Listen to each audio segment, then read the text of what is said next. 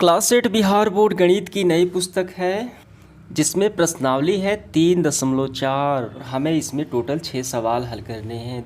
देखिए यहाँ पे प्रश्न क्रमांक पहला इसमें क्या है, बताइए कथन सत्य है या असत्य है। यहाँ पे स्टेटमेंट दिए गए हैं, आपको देखना है कौन सही है और कौन सा गलत है। ठीक है, और कारण हमें नहीं देना है यहाँ पे, ये आपको ध्यान रखना है, बस चयन कर लेना है। ठीक है, तो पहला है सभी आयत वर्ग होते हैं। क्या ये स्टेटमेंट जो दिया गया है कि सभी आयत वर्ग होते हैं, ये सही है कि नहीं। देखिए यहाँ पे आप गौर कीजिए, ये हो गया आयत, ये हो गया वर्ग, तो सभी आयत क्या वर्ग हैं? बिल्कुल गलत है। क्यों? क्योंकि आयत में आमने सामने की भुजाएं बराबर हैं और वर्ग का गुण कहता है कि सभी भुजाएं बराबर होनी चाहिए। ठीक है, तो इसमें सम्मुख भुजा सिर्फ क्या है, बराबर हैं, लेकिन इसमें क्या है कि सभी भुजाएं भी बराबर है, सम्मुख भुजाएं भी बराबर है। ठीक है, और देखिए इसका अपोजिट अगर बोल दिया जाए, क्या वर्ग आयत है, तो बिल्कुल सही हो जाएगा, लेकिन आयत को वर्ग बोल देना ये गलत हो जाएगा। ठीक है, देखिए यहाँ पे स्पष्ट कहा गया है कि वर्ग जो है समांतर चतुर्भुज भी हो सकता है, समचतुर्भुज भी हो सकता है, और वर्ग आयत के भी गुण ये धारण करता है। क्यों? कि आयत का गुण कहता है कि आमने सामने की भुजाएं देखिए ये बराबर भी है, और एक समकोण भी होता है प्रत्येक भुजा, तो इसका भी समकोण होता है 90 अंश का। ठीक है, लेकिन आयत को वर्ग बोल देना ये सरासर गलत हो जाएगा। समझ में आ गया? क्योंकि आयत का गुण कहता है कि आमने सामने की, ठीक है, और इसको वर्ग बोल दें तो वर्ग का गुण क्या है कि सभी भुजाएं। ठीक, तो इसका मतलब स्टेटमेंट गलत हो गया, तो ये हमारा क्या है, असत्य होगा। असत्य है यानी गलत है। ठीक है, सभी आयत वर्ग होते हैं ये गलत है, लेकिन सभी वर्ग आयत हो सकते हैं, ये सही हो जाएगा। देखिए बी नंबर, सभी समचतुर्भुज, सम मतलब बराबर, चतुर्भुज मतलब 4 भुजाएं, समांतर चतुर्भुज होते हैं। क्या ये सही है? बिल्कुल सही है, सत्य है। कैसे सत्य है वो भी आप समझ लीजिए। देखिए यहाँ पे देखिए, इसकी भुजाएं सभी बराबर नहीं है, आमने सामने की है, लेकिन ये क्या है, ये एक समचतुर्भुज है। ठीक है, सम मतलब सभी भुजाएं बराबर हैं, तो ये क्या है, एक समांतर चतुर्भुज भी है और ये समचतुर्भुज भी, यानी वर्ग हो जाएगा। ठीक है, तो दिया गया स्टेटमेंट बिल्कुल सत्य होगा हमारा। सभी वर्ग समचतुर्भुज और आयत भी होते हैं, बिल्कुल सही बात है। हमने अभी देखा ये क्या है, ये है वर्ग, तो ये क्या है, समांतर चतुर्भुज भी आमने सामने की हो गई, समचतुर्भुज ने सभी भुजाएं बराबर भी हैं।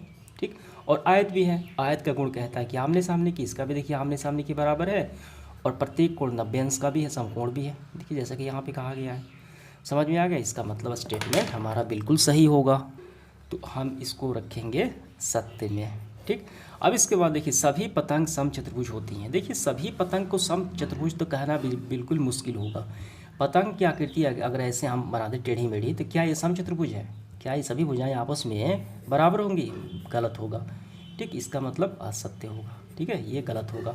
सभी समचतुर्भुज पतंग होगी, ये बिल्कुल सही है। समचतुर्भुज जैसे कि हम वर्ग बना दें, सम मतलब सभी भुजाएं बराबर, यहाँ पे तो सभी भुजाएं बराबर हो गई, तो ये पतंग भी हो सकता है।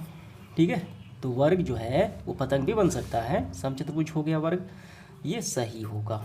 ठीक, सभी समांतर चतुर्भुज समलंब होते हैं, बिल्कुल सही बात है। ये समांतर चतुर्भुज में आयत भी शामिल है और वर्ग भी शामिल है, तो ये देखिए प्रत्येक भुजा समकोण भी 90 अंश का भी बनाती है, दोनों बनाते हैं। इसका मतलब स्टेटमेंट जो हमारा दिया गया है बिल्कुल सही होगा, सत्य है। सभी वर्ग समलंब होते हैं, अभी हमने देखा सभी वर्ग समलंब होते हैं, ये हो गया वर्ग समलंब होते हैं, प्रत्येक जो कोण है 90 अंश का होता है, समलंब चतुर्भुज बन गया।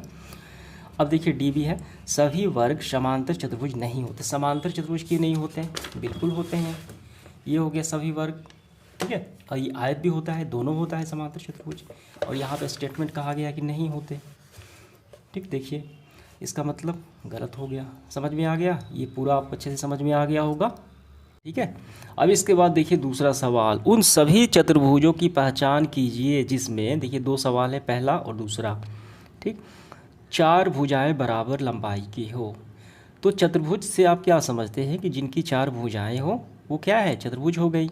ठीक, तो उन सभी चतुर्भुजों की पहचान करना है जिसमें चारों भुजाएं हैं वो बराबर लंबाई के हैं, तो इसका मतलब वो कौन सा होगा, वो तो वर्ग हो जाएगा। ठीक है, क्योंकि वर्ग के चारों भुजाएं आपस में बराबर होते हैं। समझ में आ गया? तो पहले का हम लिखेंगे समचतुर्भुज और वर्ग की सभी भुजाएं बराबर होती हैं। समझ में आ गया? तो 2 इसका यही आपको आंसर में लिखना है। दूसरा देखिए 4 समकोण हो, तो यहाँ पे देखिए कितने होते हैं एंगल, जो समकोण होते हैं तो 4 समकोण देखिए बनता है, आयत में भी बनता है और वर्ग में भी बनता है। देखिए यहाँ पे 1 2 3 4 यानी 90 एंगल, 90 अंश का, ठीक है। तो आयत होगा और ये वर्ग भी हो जाएगा। तो देखिए दूसरे का हम क्या करेंगे, वर्ग एवं आयत के सभी कोण समकोण होते हैं। ये पिक्चर भी आपको दोनों में ड्रॉ कर लेने हैं, ठीक है। तो इस तरीके ये दूसरा सवाल हल हो जाता है। अब इसके बाद देखिए तीसरा सवाल, कैसे एक वर्ग, ठीक, यहाँ पे वर्ग की बात की गई है। क्या है, एक चतुर्भुज है, एक समांतर चतुर्भुज है, एक समलंब समचतुर्भुज है और एक आयत है, यानी कारण हमें बताना है, ठीक है। तो पहला सवाल है कैसे एक वर्ग चतुर्भुज है, कैसे एक वर्ग चतुर्भुज है। तो इसका आंसर हम लिखेंगे, वर्ग एक चतुर्भुज है क्योंकि वर्ग की 4 भुजाएं होती हैं। तो चतुर्भुज की परिभाषा क्या होती है, जिसकी 4 भुजाएं हैं तो वो उसे कहा जाता है चतुर्भुज। लेकिन वर्ग में क्या है, ठीक, तो वर्ग में क्या है, 4 भुजाएं होती हैं, इसीलिए वर्ग क्या है, चतुर्भुज हो गई। दूसरा है एक समांतर चतुर्भुज है। समांतर मतलब होता है आमने सामने की भुजाएं समान यानी बराबर हो। तो वर्ग एक समांतर चतुर्भुज है क्योंकि वर्ग की सम्मुख भुजाएं बराबर होती हैं। वर्ग मतलब चारों भुजाएं जिसके बराबर हो, ठीक है।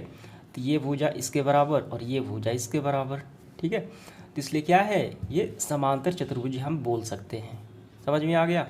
तीसरा है एक सम चतुर्भुज होता है। सम मतलब बराबर, चतुर्भुज तो वर्ग के चारों भुजाएं बराबर हों, ठीक। तो वही बात लिखेंगे, वर्ग एक सम चतुर्भुज है क्योंकि सम चतुर्भुज एक वर्ग की सभी भुजाएं बराबर होती हैं, ठीक है। तो इसलिए क्या है, वर्ग एक सम चतुर्भुज है। अगला है एक आयत है। देखिए आयत में क्या होता है कि सम्मुख भुजा बराबर होती है। आयत में क्या होता है, आमने सामने की बराबर होती है। जैसे कि ये एक आयत है, इसमें चारों भुजाएं आपस में बराबर नहीं होती, बस आमने सामने की। ये जो है ये सामने की भुजा ये बराबर है और ये सामने की भुजा ये बराबर है। तो कहा गया कि वर्ग एक आयत है, हो सकता है वर्ग आयत बन सकता है क्योंकि आमने सामने इसमें तो चारों भुजाएं बराबर हैं। तो हम इसको ऐसे भी बोल सकते हैं कि आमने सामने की भुजाएं भी बराबर हो गई, ठीक है।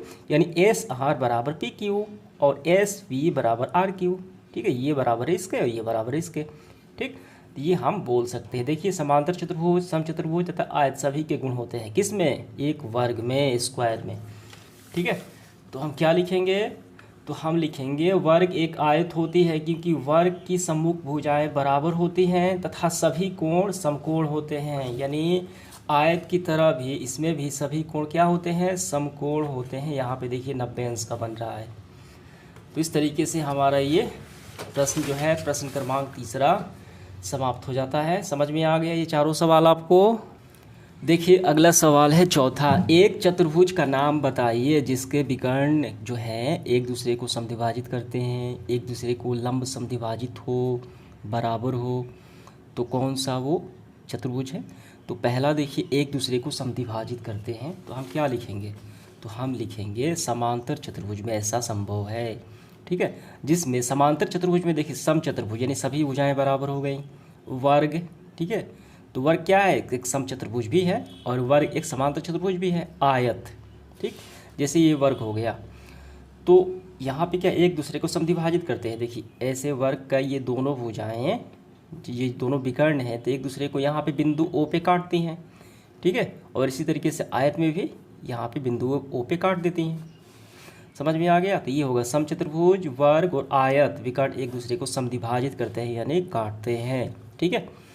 दूसरा है एक दूसरे पर लंब समद्विभाजित है। लंब समद्विभाजित मतलब है जहाँ ये क्रॉस करते हैं वहाँ पे 90 अंश का कोण बनता है। देखिए यहाँ पे, ठीक। वर्ग एवं समचतुर्भुज में विकर्ण एक दूसरे को लंब समद्विभाजक है। यहाँ पे अगर कटेगा, ये क्या है, ये वर्ग है, तो यहाँ पे बन रहा है 90 अंश का कोण, समकोण, इसीलिए कहा है लंब समद्विभाजित।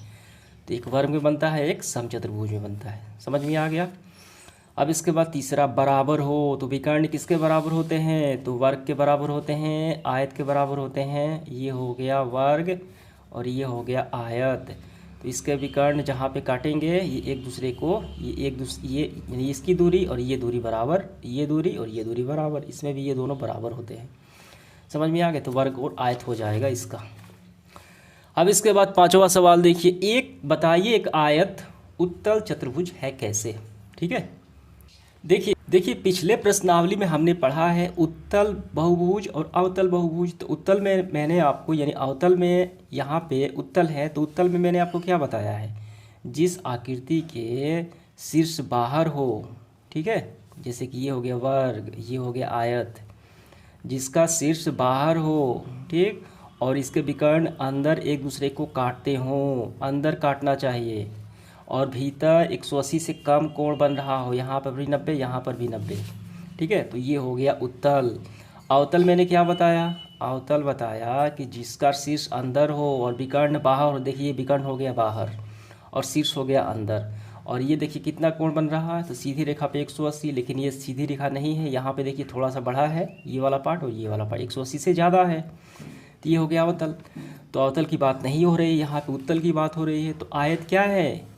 उत्तल बहुत चतुर्भुज। क्यों? क्योंकि इसका शीर्ष भी बाहर है, विकर्ण अंदर काटते हैं, और कोण जो बन रहा है एंगल वो 90 से कम है, यानी 180 से कम है, 90 हो रहा है, ठीक है, इसलिए वर्ग भी हो जाएगा, वर्ग भी और आयत भी। समझ में आ गया? तो इसका आंसर हम कैसे लिखेंगे? देखिए इसका उत्तर करेंगे, आयत एक उत्तल चतुर्भुज है क्योंकि इसके शीर्ष बाहर है, ठीक है, तथा विकर्ण चतुर्भुज के अंदर बाइसेक्ट कर रहे हैं, काट रहे हैं, और एक कोण 180 से कम भी है, 90 अंश का है, समकोण है, अतः आयत उत्तल चतुर्भुज है। समझ में आ गया? तो ये बातें आपको लिख लेनी है और पिक्चर बना लेना है। अब इसके बाद देखिए आखिरी सवाल इस सेशन का 6 नंबर, प्रश्न क्रमांक 6, आखिरी सवाल। ABC त्रिभुज है, कहाँ है? ABC क्या है? समकोण है, यानी यहाँ पे 90 अंश का बन रहा है, ठीक है, और O समकोण से एक सम्मुख भुजा मध्य बिंदु है, ये क्या है? BC के समान दूरी पर स्थित है, O जो है ABC के समान दूरी पर यहाँ पे स्थित है, ठीक है, और बिंदुओं से